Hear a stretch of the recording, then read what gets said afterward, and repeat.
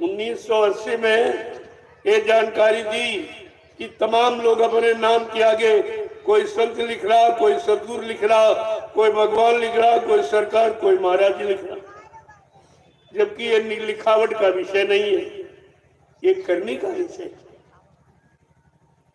और कहा कि आगे आने वाले समय में जो ये लिखते हैं और करनी इनमें है नहीं, कर्तव्य इनमें है नहीं, कर्म इनमें है नहीं, त्याग इसमें है नहीं, संयम इसमें है नहीं, खान पान इनका अच्छा नहीं, तो कहा ये समय से सब जेल का दरवाजा देखेंगे।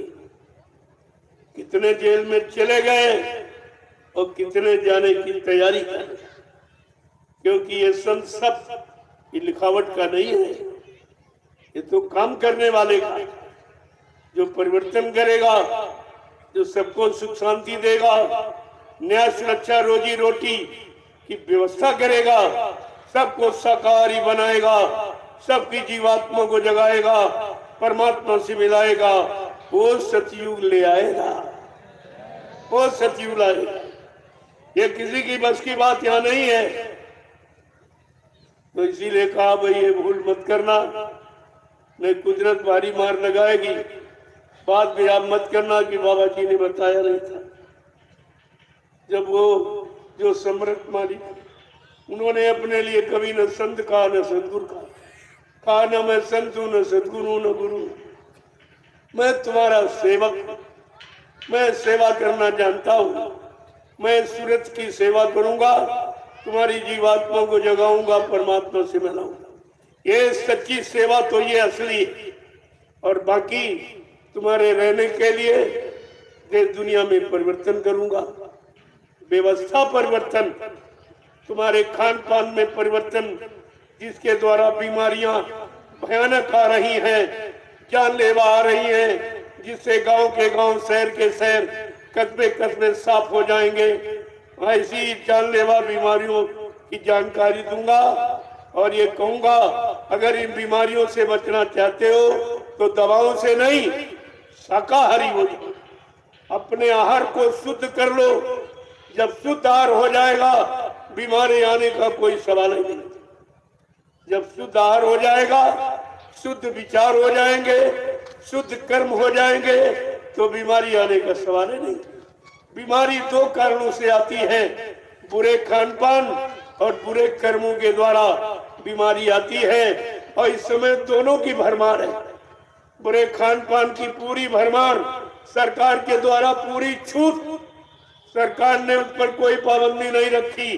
चाहे जितने मुर्गे काटो, चाहे बकरे काटो, चाहे मछली मारो, चाहे अंडे फोड़ो, चाहे गर्भपात करके मासूम बच्चों की हत्या करो, ऐसा ऐलान सरकार की तरफ से। बताइए उस देश का क्या होगा? देश में रहने वाले जीवों का क्या होगा? इनकी मुसीबत, आपत्तियों, दुखों कौन दूर करेगा? इस पर आपको विचार करना चाहिए। मैं 10 वर्षों से बराबर यही संदेश दे रहा हूं कि बीमारियों से अगर बचना चाहते हो तो आप शाकाहारी हो जाओ। शासन प्रशासन को चाहिए कि शाकाहार का देश में प्रचार कराएं, दूषित आहार को बंद करा दें। नहीं, ऐसी बीमारियां आ रही हैं जिनके द्वारा देश में बहुत कम लोग बचेंगे। ये तमाम मकान खाली पड़े रहेंगे, कोई रहने वाला दिखाई नहीं देगा, और तुम एक एक इंच पर जमीन पे झगड़ा करते हो, क्योंकि तुमको अपना भविष्य नहीं मालूम कि आगे का समय कितना खराब आ रहा। ये सब मकान खाली पड़े रहेंगे, ये जमीनें सब खाली पड़ी रहेंगी। इतने खराब समय की सूचना पहली बात कोई जानता नहीं है। वो त्रिकालदर्शी संत महापुरुष भूत भविष्य को जानने वाले कोई आपको संकेत इशारा कर सकते हैं। बाकी ये काम कोई प्रधानमंत्री मुख्यमंत्री का नहीं है, वो कोई भविष्य वक्ता नहीं है, वो कोई त्यागी तपस्वी नहीं है, वो कोई संयमी नहीं है, उनके अंदर कोई आत्मबल नहीं है और आत्मा के विषय में कोई जानकारी उनके पास नहीं है। इसलिए काम संत महापुरुषों का। हमारा देश धार्मिक देश है। धर्म लाने के लिए, धर्म की स्थापना के लिए भगवान राम को रावण से लड़ाई लड़नी पड़ी। धर्म की स्थापना के लिए भगवान कृष्ण को महाभारत करना पड़ा। ऐसे धर्म नहीं आता। और ये युद्ध किसके लिए हुआ? वो मांसाहारी, शराबी, कबाबी, व्यभिचारी, अहंकारी, इनका विनाश करने के लिए। और आज तुम उन्हीं को बढ़ावा दे रहे हो। क्या तुम भी विनाश को आमंत्रण कर रहे हो? क्या विनाश को आमंत्रण दे रहे हो, निमंत्रण दे रहे हो कि विनाश हो जाए? फिर तुम्हारा क्या होगा? क्या तुम्हारा इतिहास बनेगा? क्या तुम्हें कोई जानेगा, पूछेगा?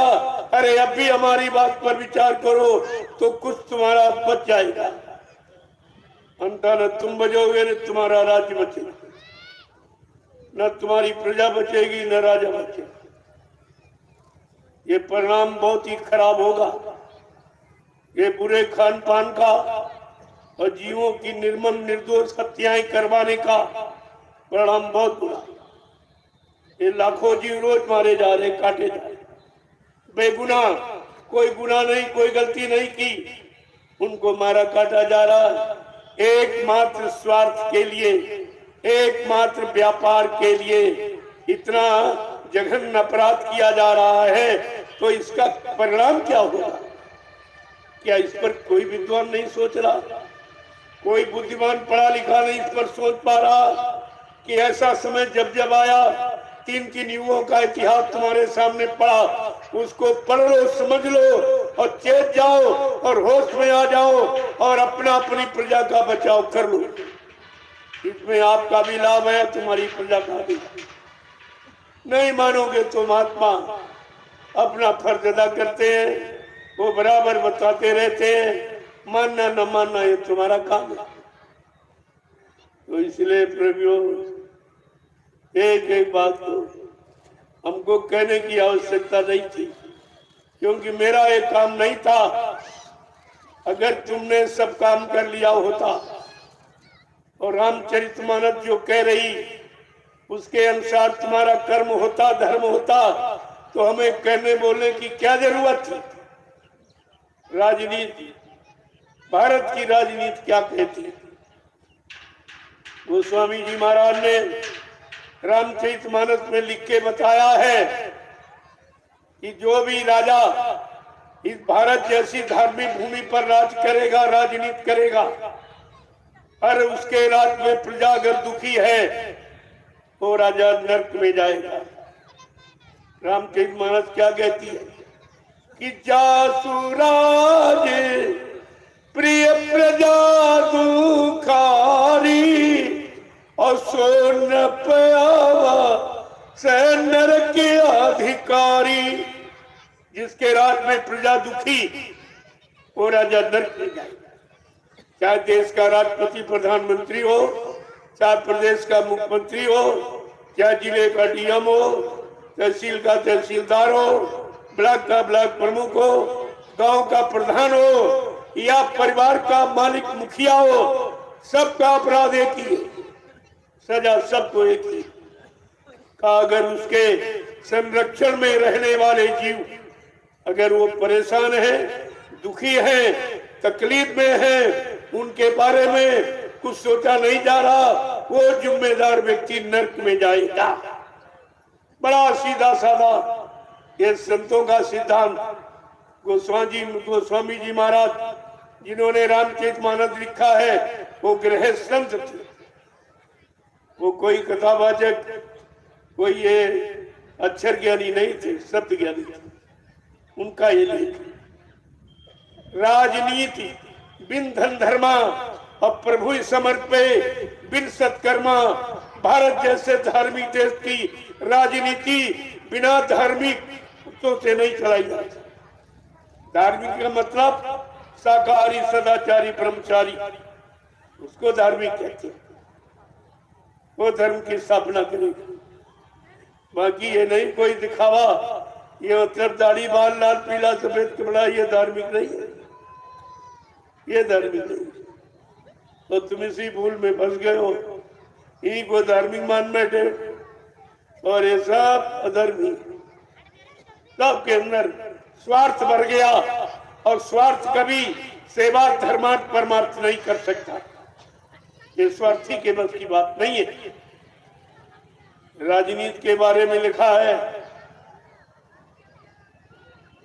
भारत जैसे धार्मिक देश की राजनीति वही चलाएगा जो प्रजा को पुत्रवत समझेगा, पुत्रवत समझकर पालन पोषण करेगा, राजकोष का धन बर्बाद नहीं करेगा, वो प्रजा की खुशहाली के लिए, प्रजा के दुख तकलीफ दूर करने के लिए बीमारी महामारियों में खर्च करेगा, लेकिन अपने शरीर पर, अपने परिवार पर, अपने मान सम्मान के लिए एक नया पैसा खर्च नहीं करेगा। ये भारत जैसे धार्मिक देश में राजा की पहचान है और आपको इस पहचान को ध्यान में रखना चाहिए। प्रजा का धन मतलब यानी कोई अनावश्यक कार्य में खर्च नहीं किया, और तुम्हारे यहाँ सब अनावश्यक, जिसकी कोई जरूरत नहीं, जिससे कोई भारत की जनता को लाभ नहीं, कोई सुख शांति नहीं, कोई न्याय सुरक्षा रोजी रोटी की व्यवस्था नहीं, उसमें अरबों खरबों का धन ये बर्बाद किया जा रहा है। ये भी इसी से वसूल किया जाएगा। ये मत सोचे कि हम राजा हैं, कानून राजा प्रजा कुछ नहीं देखते। कानून तो कानून है, सिद्धांत तो सिद्धांत है। जब वसूलों और सिद्धांतों के शिकंजे में आ जाओगे तो कभी नहीं बचोगे। इस पर बराबर ध्यान रखिए आप। संत रविदास जी ने अपनी ज्ञान पोथी में लिखा है, एक भविष्यवाणी उन्होंने की है। क्या कहा उन्होंने, बड़े ध्यान से सुनिए। भारत में अवतारी होगा जो अति विस्मयकारी होगा, ज्ञानी और विज्ञानी होगा, वो अद्भुत सेनानी होगा, अनोखा सेनानी, तीर तमंचा भाला बर्छी, वो बम नहीं चलाएगा, केवल अपनी वैचारिक क्रांति के द्वारा देश दुनिया को सुधार देगा, देश दुनिया में सतयुग लाके खड़ा कर देगा। यानी सबके हित की व्यवस्था, सबके लाभ की व्यवस्था, सबको रोजी रोटी मिलेगी, सबकी बेटी की सुरक्षा होगी। और क्या कह रहे रविदास जी, वो महाशक्ति महापुरुष, वो सृष्टि का अनोखा पुरुष है, ऐसी लीला करेगा जिसे कोई कभी न समझ सकता न कर सकता।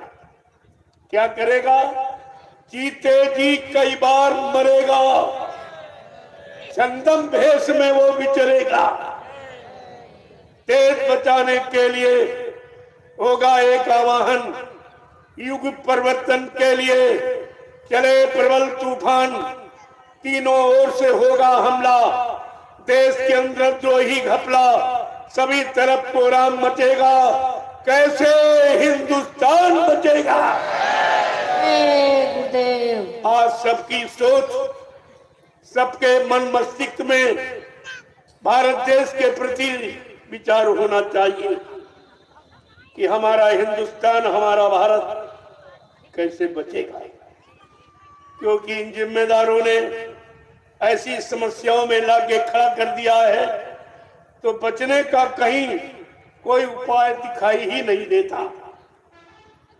इसलिए रविदास जी को कितने पहले, सैकड़ों साल पहले आए थे, मीराबाई के गुरु थे, सैकड़ों साल पहले से ये बता रहे। इनको कहते हैं त्रिकालदर्शी, भूत भविष्य वर्तमान की जानकारी रखने वाले। सैकड़ों साल पहले ये कहा है जो मैं बता रहा हूं। कहा था, जिसने भारत मौत सताई, जिसने इसकी करी लुटाई, इस भारत को जिसने लूटा है वो कौन कौन है। संत महापुरुष नाम भी बता रहे हैं कि नेता, मंत्री और अधिकारी, अब इनको जान बचाना होगा भारी। इन्होंने बहुत लूटा है, बहुत प्रजा को सताया है, तरह तरह से परेशान किया है। न्याय की कई बात दिखाई नहीं दे रही, सुरक्षा कहीं पर यानी दिखाई दे नहीं रही है। तो संत रविदास जी को कहना पड़ा है, वो ऐसा समय होगा, उस समय का ऐसा राजा होगा जिसने भारत माता को लूटा है और झूठी जय जयकार मनाता है। उसके लिए रविदास जी क्या कह रहे हैं, नेता मंत्री और अधिकारी इनको जान बचाना होगा भारी। ये छोड़कर सब मैदान भगेंगे, अपने अपने घरों में छिपेंगे, लेकिन वो महापुरुष महाशक्ति क्या करेगी, ढूंढ ढूंढ कर बदला लेगा, सब हिसाब चुकता कर देगा। इसमें बचने वाला कोई नहीं है। इनको भी फिक्र ही क्या है, जो हमने किया है, लूटा है, लूट के विदेशी बैंकों को भर दिया है, ये समझते कोई जानता नहीं है। अरे संत महापुरुष थे, तुम कुछ छिपा ही नहीं सकते। जब तुम ले जा रहे थे तब भी वो देख रहे थे, जहां जिस बैंक में रख रहे थे तब भी वो देख रहे थे। इसीलिए उन्होंने कहा, ये संत महात्माओं से तुम छिपा नहीं सकते। भारत की जनता को गुमराह कर सकते हो, उनके सामान की चोरी, उनके धन की चोरी कर सकते हो, लेकिन महात्माओं से आज छिपा नहीं सकते। कहा था बच्चा, मुझे सब मालूम है, किस देश की किस बैंक में किस खाते नंबर पर किस कोड नंबर पर किसका कितना कितना पैसा जमा लूट के ले आया। कहा समय आने पर मैं वो सब पैसा निकाल के ले आऊंगा, देश सेवा में लगाऊंगा, सतयुग तुम्हारे सामने आके खड़ा दिखाई देगा। मेरे पास योजना भूमि का व्यवस्था है, जिसके द्वारा यानी ये पैसा आएगा। इन लोगों ने सोचा बाबा जी के पहले ही हम कर दें। तमाम नेताओं ने कहा हम नहीं धन ले आएंगे, हम विदेशी धन ले आएंगे, हम विदेशी बैंकों से करेंगे कुछ। अरे तुम्हें मालूम नहीं किसका कितना कितना जमा, और तुम्हारा भी जमा है तो चोर चोर मुंह सोते भाई। अरे भाई चोर कोई चोर की चोरी थोड़ी खोलेगा। ये सब प्रचार करेंगे, सबकी निंदा आलोचना बुराएं ले वोट मांगने के लिए, लेकिन ये चोरी नहीं बताएंगे किसका कितना किस देश की बैंक में जमा, क्योंकि सबका जमा है, कोई तो बाकी नहीं है। कोई ऐसा नहीं है कि जो जिसका ना जमा हो, किसी का कम किसी का ज्यादा जमा सब। और समय आ रहा है, वो समय किसी को माफ नहीं करता है। ये समझते हम राजा रहे हमें माफ हो जाएगा। अरे समय क्या कहता, मनुष्य बली नहीं होते हैं, समय हो तो बलवान, और भिल्लल लूटी गोपिका वही अर्जुन वही बाण। ये उदाहरण है महाभारत का। जब वो नहीं बच पाए तो तुम कैसे बच जाओगे। इसलिए थोड़ा सा आप इंतजारी करिए, जो जो कहा गया है या कहा जा रहा, ये सब करके दिखाया जाए, सब तुम्हारे सामने लाके खड़ा कर दिया जाए।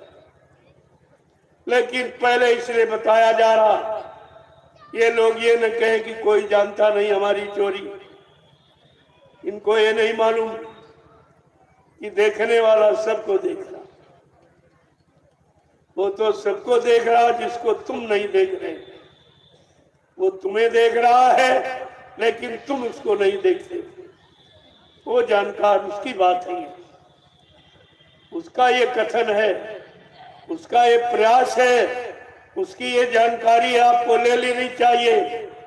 न समझ से पछताना पड़ेगा और नरकों में कितने हजार वर्ष तक तुम्हें रहना पड़ेगा, क्योंकि तुमने भारत देश की जनता का धन लूटा, इसका कर्म कर्जा भुगतान। ये बेचारे भूल गए हैं, जिनको भगवान कहते हो, कृष्ण को भी कर्म कर्जा देना पड़ा। धोखे से श्रवण कुमार की हत्या हो गई, एक धोखे से। तो बेलिए ने उनके पैर में बाण मारा और बस खत्म हो गया। उनको भी परिणाम भोगना पड़ा कि तुमने हत्या की है, हत्या का बदला हत्या। और ये लोग तो करोड़ों जीवों की रोज हत्या करा रहे हैं, रोज, एकमात्र व्यापार के लिए। अब दुनिया में कोई व्यापार नहीं रह जाएगा। शराब के ठेके खुलवाना, शराब के साइन बोर्ड लगाना, मुर्गा मीट के साइन बोर्ड लगवाना, ये भारत देश की गरिमा है, ये भारत देश का इतिहास है, ये भारत देश की महिमा है। अरे कुछ तो परमात्मा के लिए कुछ तो डरो, कुछ तो डरो। ये सब कहते धार्मिक देश है, धार्मिक सत्ता। तो हिंदुस्तान में कहीं चले जाओ, सड़कों पर भगवान राम का साइन बोर्ड नहीं, भगवान कृष्ण का नहीं मिलेगा। किसका मिलेगा? शराब के ठेकों के साइन बोर्ड। भारत जैसे धार्मिक देश पर, जो राम की यानी कर्म भूमि और कृष्ण की कर्म भूमि है और संतों की योग भूमि है, आज उस भूमि पर ये हो रहा है, ये हो रहा। देखिए आप, और आप भी दोषी हैं, क्योंकि आप कहते हैं जुर्म सहना भी सबसे बड़ा दोष पाप है, ये कह नहीं पा रहे। और तुम्हारे हाथ मुट्ठी में सब कुछ, तुम्हारी मुट्ठी में सब कुछ। जहां मोर लगा देते वही राजा पैदा हो जाता है। ये तुम्हारी मुट्ठी में अधिकार है और तुम भी अपने अधिकार का प्रयोग नहीं कर रहे हो, लिहाजा सजा तुमको भी मिलेगी। तुमको जो सत्य कहता नहीं करता नहीं उसको तो मिलता ही, और जो ऐसे अधर्मियों का साथ देता है वो भी सजा पाने का अधिकारी होता है।